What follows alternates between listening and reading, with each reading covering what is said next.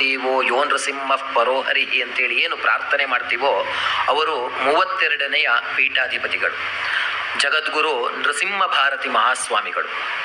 ಅವರು ಕೂಡ ಅವರ ಕಾಲ ಸರಿಸುಮಾರು 1817ರಿಂದ 1879 ತನಕ ಅವರು ಪೀಠಾಧಿಪತಿಗಳಾಗಿರ್ತಾರೆ. ಅವರು ಕೂಡ ನರಸಿಂಹನ ಆರಾಧಕರಾಗಿರ್ತಾರೆ.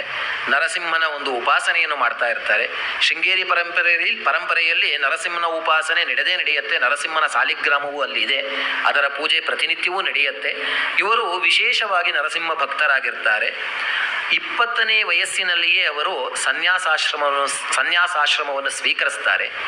ಅವರ 40 ವರ್ಷದ ನಂತರ, ಅವರಿಗೆ 40 ವರ್ಷ ಆದ ಮೇಲೆ ಆಹಾರ ಮತ್ತು ನಿದ್ರೆಯನ್ನು ಜಯಿಸಿರ್ತಾರೆ. ಅವರು ಆಹಾರವನ್ನು ಜಯಿಸಿರ್ತಾರೆ. ಹೇಗೆ ಅಂದರೆ ಅವರು ಕೇವಲ ಹಾಗಲಕಾಯಿಯನ್ನು ಬೇಯಿಸಿ ಒಂದು ಮುಷ್ಟಿಯಷ್ಟು ಹಾಗಲಕಾಯಿ ಅವರ ಆಹಾರ, ಮತ್ತೇನೂ ಇಲ್ಲ.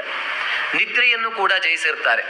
ಅವರ ನಿದ್ರೆ ಕೇವಲ 2 ಗಂಟೆ 1 ಗಂಟೆ ಹೀಗೆ. ರಾತ್ರಿ ಇಡೀ ಅವರು ಆರಾಧನೆಯಲ್ಲಿ ಅಂದರೆ ಭಗವಂತನ ಪೂಜಾರಾಧನೆಯಲ್ಲೇ ಕಳೀತಾ ಇದ್ರಂತೆ.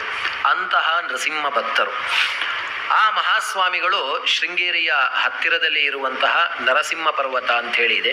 ಆ ನರಸಿಂಹನ ಪರ್ವತದಲ್ಲಿ ಅನೇಕ ಬಾರಿ ಅವರು ಅಲ್ಲಿ ಉಗ್ರವಾದಂತಹ ತಪಸ್ಸನ್ನು ಮಾಡ್ತಾ ಇದ್ರು ಅಂತ ಹೇಳಿ ಪ್ರತೀತಿ.